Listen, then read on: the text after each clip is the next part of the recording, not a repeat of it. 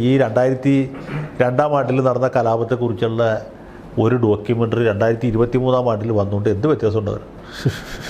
ഞാൻ ആ കാര്യത്തിൽ തരൂരിൻ്റെ നിലപാടുകാരനാണ്. ഇത് അനാവശ്യമായൊരു വിവാദം ഉണ്ടാക്കി ഈ കമ്മ്യൂണൽ ഫീലിംഗ് ഇനിയും ആളിക്കത്തിക്കാൻ മാത്രമേ സാധിക്കുള്ളൂ. അതുകൊണ്ട് ഗുണം ആർക്കട്ടെ. തരൂർ പക്ഷെ പറഞ്ഞ ഒരു സ്റ്റേറ്റ്മെന്റ് ഇന്നലത്തെ ഇന്റർവ്യൂ 2002 നടന്ന ഗോദ്ര കലാപം അതൊക്കെ മറക്കേണ്ട സമയമായില്ലേ, കാലം കുറെ മുന്നോട്ട് പോയില്ലേ എന്ന് പറഞ്ഞു. അതങ്ങനെ എളുപ്പത്തിൽ മറക്കാൻ പറ്റുന്ന ഒരു കാര്യമാണ്. അത് മറക്കാതെ ഓർത്ത് വെച്ചോണ്ടിരിക്കാന്ന് മാത്രമേ ഉള്ളൂ. അതുകൊണ്ട് വല്ല വ്യത്യാസമുണ്ടോ? ഇനി എന്തൊക്കെ കാര്യങ്ങൾ ഈ രാജ്യത്ത് നമ്മൾ ഓർത്ത് വെച്ചോണ്ടിരിക്കാനുണ്ട് ഇല്ലേ? പുന്നപ്പുറ വയലാറ് ഓർക്കാനുണ്ട്, കയ്യൂർ സമരം ഓർക്കാനുണ്ട്. ഇതൊക്കെ ഓർക്കാമെന്ന് മാത്രമേ ഉള്ളൂ. അതുകൊണ്ട് ബാബറി മസ്ജിദ് തകർത്തിട്ട് പോലും പറഞ്ഞു മനസ്സിലായി. അതൊക്കെ ചരിത്രത്തിൽ കഴിഞ്ഞുപോയ കാര്യങ്ങളാണ്. ഇപ്പോഴത്തെ സമയത്ത് അത്ര റെലവൻ്റ് അല്ല. കാരണം എന്ന് വെച്ചാൽ അയാൾ സത്യത്തിൽ ഈ കലാപം ഉണ്ടായിരുന്നെങ്കിൽ മോഡി എന്ന് പറഞ്ഞൊരു നേതാവ് ഉണ്ടാവില്ലായിരുന്നു ഇല്ലേ? ബട്ട് ഫോർ ദി അത് മാത്രമല്ല, ഇതിൽ യഥാർത്ഥത്തിൽ സംഭവം എന്ന് വെച്ചാൽ ഈ കലാപം കത്തിച്ച ആളുകൾ നരേന്ദ്രമോദി അൺസീറ്റ് ചെയ്യാൻ വേണ്ടിയിട്ടാണ് ചെയ്തത്. നരേന്ദ്രമോദി ഗുജറാത്ത് രാഷ്ട്രീയത്തിൽ ഒരു വലിയ ഹെവി വെയ്റ്റ് ആയിരുന്നില്ല. പുള്ളിക്ക് ഗുജറാത്തിൽ ഗ്രാസ് റൂട്ട് ലെവലിൽ സപ്പോർട്ടും ഉണ്ടായിരുന്നില്ല. പുള്ളിയൊരു മാസ് ലീഡറുമായിരുന്നില്ല. അയാൾ ഒരു RSS പ്രചാരകൻ. ഇതിനു വേണ്ടി ഇങ്ങനെ സെൽഫ്ലെസ് ആയിട്ട് നടക്കുന്ന കുറേ ആൾക്കാരുണ്ടല്ലോ, അതിൽപ്പെട്ട ഒരാൾ മാത്രമായിരുന്നു. ഒരു സ്റ്റോപ്പ് ഗ്യാപ്പ് അറേഞ്ച്മെൻ്റായിട്ടാണ് പുള്ളി അവിടെ ഇറക്കുന്നത്. അപ്പോൾ ഗുജറാത്തിൽ ഏത് കാലത്തും BJPയുടെ ബാക്ക് ബോൺ എന്ന് പറയുന്നത് പട്ടേൽ കമ്മ്യൂണിറ്റിയാണ്. Patel community was distance from the Congress and driven towards BJP. അപ്പോൾ അത് വളരെ പവർഫുൾ കമ്മ്യൂണിറ്റിയാണ്. കാരണം അവരുടെ പൈസ ഉണ്ട്, മിഡിൽ ക്ലാസ്സാണ് അത്. അപ്പോൾ അവർ കോൺഗ്രസ്സുകാർ ഏലിയനേറ്റ് ചെയ്തു, എസ്പെഷ്യലി മാധവ് സിംഗ് സോളാങ്കി. അപ്പോൾ ഇവർ റാലിയിങ് അറൗണ്ട് BJP. കേശുഭായ് പട്ടേലാണ് അവരുടെ നേതാവ്. കേശുഭായ് പട്ടേലിനെ മാറ്റും. അപ്പോൾ പട്ടേൽ കമ്മ്യൂണിറ്റി വളരെ അഗ്രീവ്ഡായി. ഏതുപോലെ എന്ന് വെച്ചാൽ നമ്മുടെ യെദ്യൂരപ്പയെ മാറ്റുമ്പോൾ ലിംഗായത്തുകാരെ എതിരാവുന്ന പോലെ. ലിംഗായത്താണ് BJPയുടെ മെയിൻ സ്റ്റേ. അതുപോലെയാണ് പട്ടേൽ കമ്മ്യൂണിറ്റി. അപ്പോൾ പട്ടേൽമാർ മുഴുവൻ എതിരായി. അപ്പോൾ ഒരു സ്റ്റോപ്പ് ഗ്യാപ്പായിട്ടാണ് നരേന്ദ്രമോദി വരുന്നത്. പുള്ളിക്ക് അവിടെ യാതൊരു സപ്പോർട്ടും ഇല്ല, ജനം നായകനല്ല. ഇയാൾ വന്നതിൻ്റെ പുറകെയാണ് ഈ ഗോദ്ര തീവണ്ടി കത്തിക്കുന്നത്. അത് കൈവിട്ട അവസ്ഥയിലേക്ക് പോകുന്നു, കലാപം വന്നു. നരേന്ദ്രമോദി ശ്രമിക്കുന്നത് കലാപം തടയാനാണ്. പക്ഷേ പുള്ളി വിചാരിച്ചാലും നിൽക്കില്ല.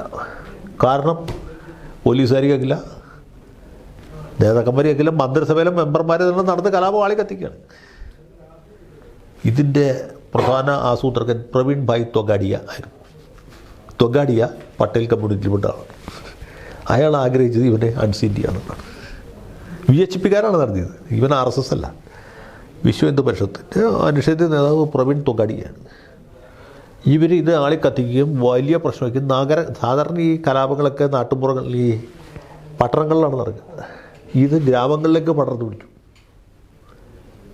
അത് വലിയ വിഷയമാകുന്നു. അപ്പോഴാണ്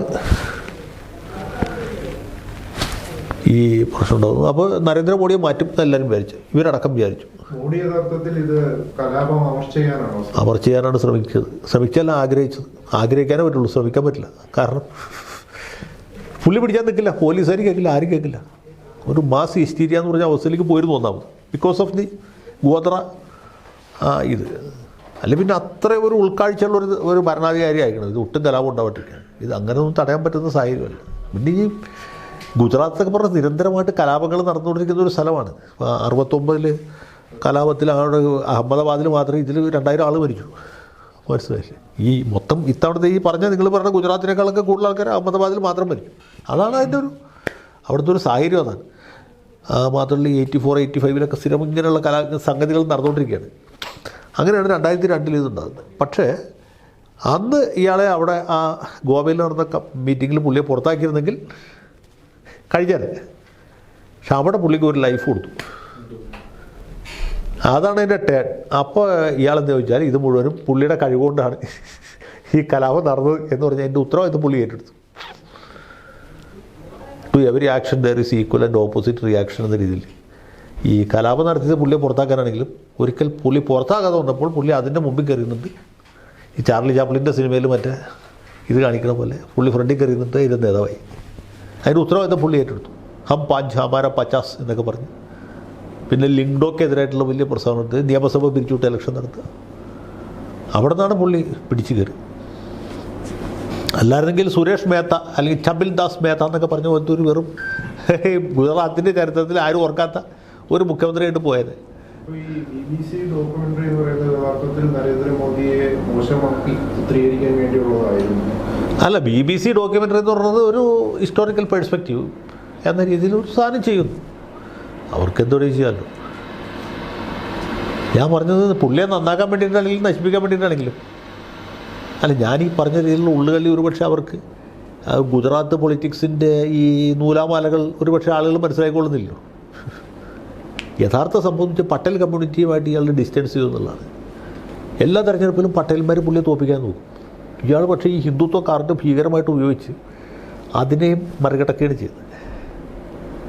അത് അതിൻ്റെ അകത്തുള്ള ഇൻറ്റേർണൽ പൊളിറ്റിക്സാണ്. ഇത്തവണ മാത്രമാണ് വീണ്ടും പട്ടേൽ കമ്മ്യൂണിറ്റി വീണ്ടും പുള്ളിയുടെ അടുത്തേക്ക് തിരിച്ചു.